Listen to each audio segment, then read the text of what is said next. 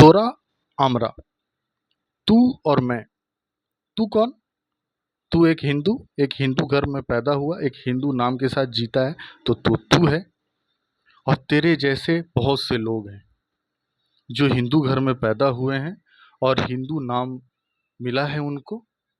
ये अचानक हुआ है, ये कोई प्लान्ड चीज नहीं है। ये बस हो गया है कि तू एक हिंदू घर में पैदा हुआ है और तेरे जैसे और भी लोग हैं जो हिंदू घर में पैदा हुए हैं और हिंदू नाम के साथ जीते हैं। वैसे ही एक दूसरी तरफ भी हुआ है। जैसे मैं एक मुस्लिम घर में पैदा हुआ हूँ, एक मुस्लिम नाम के साथ जीता और मेरे जैसे ही बहुत सारे मुसलमान हैं जो ये मुसलमान घर में पैदा हुए हैं और मुसलमान नाम से जी रहे हैं। ये भी एक इंसिडेंट है, कोई प्लान्ड नहीं है। तो तू तोरा हो गया और मैं आमरा हो गया।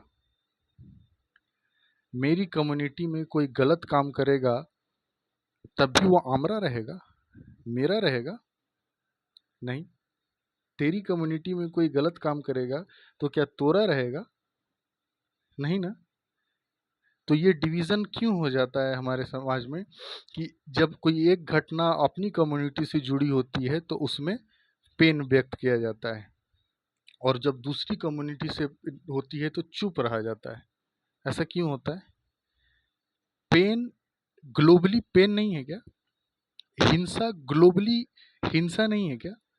उसके लिए कोई बाउंड्री लाइन है क्या कि कोई मुसलमान हिंसा करेगा तो वो हिंसा नहीं कहलाएगा मुसलमानों के लिए, और कोई हिंदू हिंसा करेगा तो वो हिंसा नहीं कहलाएगा हिंदुओं के लिए? ये किस तरह की सोच है? जब बांग्लादेश में किसी हिंदू पे अत्याचार होगा तो बहुत सारे पोस्ट आने लगेंगे। आप जो हिंदू हैं वो लोग सपोर्ट में आने लगेंगे हिंदुओं के कि हिंदुओं के साथ अत्याचार हो रहा है, और मुसलमान चुप रहेंगे। और जब मुसलमानों पे कहीं अत्याचार होगा तो मुसलमान पोस्ट पे पोस्ट करेंगे और हिंदू चुप रहेंगे। हिंसा पे आप सोचकर चुप रहते हैं और सोचकर बोलते हैं। पैलेस्टाइन में बहने वाला खून और बांग्लादेश में किसी हिंदू के घर में बहने वाला खून अलग है। किस तरीके से सोच लेते हैं आप? मैं तो समझ ही नहीं पाता हूँ कि ये खून का रंग, वो नाना पाटेकर वाला भूल जाइए, आपके अपने अपने पास तो दिमाग है ना। खून, पेन, दर्द, बाउंड्री हो गया। जो बंगाली हिंदू बांग्लादेश के लिए आंसू बहाते हैं, वो बंगाली हिंदू पैलेस्टाइन के मुसलमान के लिए आंसू नहीं बहाते। जो मुसलमान पैलेस्टाइन के लिए आंसू बहाते हैं, वो मुसलमान बांग्लादेश के हिंदू के लिए आंसू नहीं बहाते। मैं तो समझ ही नहीं पा रहा हूँ ये किस तरह की दुनिया है, किस तरह के लोग हैं यहाँ पे, जिनको दर्द भी एक कम्युनिटी से जुड़ा होगा तभी लगेगा और एक कम्युनिटी से जुड़ा होगा तो नहीं लगेगा।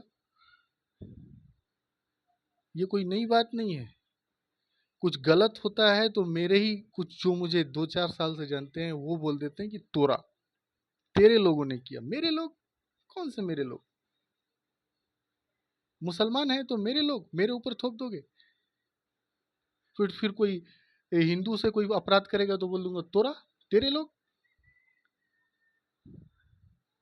समझने की जरूरत है। अगर 25-30 साल की उम्र को पहुंच गए या 20 को भी पहुंच गए और अभी भी सोच रहे हो कि हिंसा एक पार्टिकुलर दायरे से होगी, एक पार्टिकुलर धर्म से होगी तभी हिंसा होगी, और एक पार्टिकुलर से नहीं होगी तो वो हिंसा नहीं होगी, वो तांडव होगा, तो बेवकूफ़ हैं आप।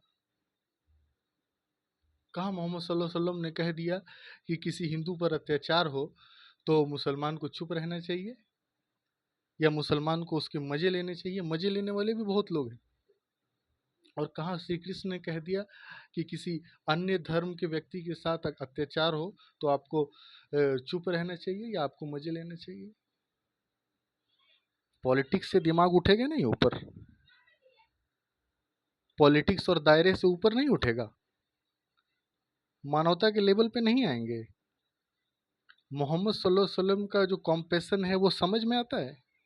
हदीस तो पढ़ा नहीं, कुरान पढ़ा नहीं, गीता पढ़े नहीं, और इसी पॉलिटिकल डायमेंशन में फंसते चले जाते हैं। समझ में नहीं आता। मुझे तो ये दुनिया अजीब लगती है। जब कोई हिंदू क्राइम करता है तो हिंदू उसके सपोर्ट में आ जाता है, और कोई मुसलमान क्राइम करता है तो मुसलमान उसके सपोर्ट में आ जाता है। क्यों सपोर्ट में आना? मोहम्मद सल्लल्लाहु अलैहि वसल्लम ने कब कहा कि एक क्रिमिनल के साथ खड़ा हो जाओ? तो हुसैन रजी अल्लाह तआला अन्हु किसके खिलाफ खड़े हुए थे? अली रजी अल्लाह तआला अन्हु किसके खिलाफ खड़े हुए थे? हुसैन रजी अल्लाह तआला के खिलाफ जो खड़ा था वो भी तो मुसलमान था। अली रजी अल्लाह तआला अन्हु के खिलाफ जो खड़ा था वो भी तो मुसलमान था। मगर वो खिलाफ खड़े हुए क्यों? क्योंकि वो गलत था, या उस सिचुएशन के हिसाब से गलत था, तभी उसके खिलाफ तलवार उठाया गया था। हैं? तो कोई मुसलमान गलत हो गया तो हम तलवार उसके खिलाफ तलवार नहीं उठाएंगे, या उसके खिलाफ खड़े नहीं होंगे, उसके साथ के खिलाफ लिखेंगे नहीं। श्री कृष्ण पूरा गीता आपको समझाने के लिए काफ़ी है।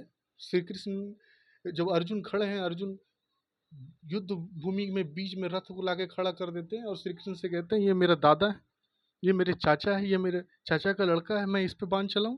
श्री कृष्ण कहते हैं, श्री कृष्ण क्या कहते हैं? धर्म और अधर्म की बात, हिंदुओं में भी गलत लोग हो सकते हैं, गलत साइड में खड़े हो सकते हैं। उनका अपना गुरु गलत साइड, द्रोणाचार्य गलत साइड में खड़े थे, तब भी उनके खिलाफ बाण चलाए ना अर्जुन ने।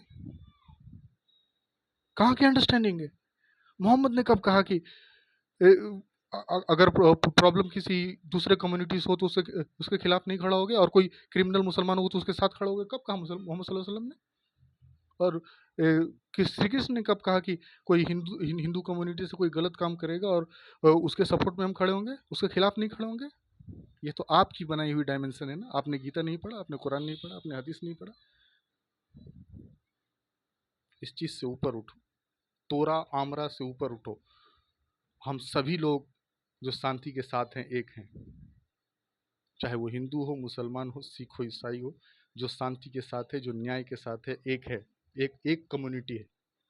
और वो सभी लोग जो हिंसा के साथ हैं, जो दर्द देने वाले हैं, जो खून बहाने वाले हैं, चाहे वो किसी भी कम्युनिटी से हो, हिंदू हो, मुसलमान हो, वो लोग एक हैं। उन लोग की कम्युनिटी एक अलग है।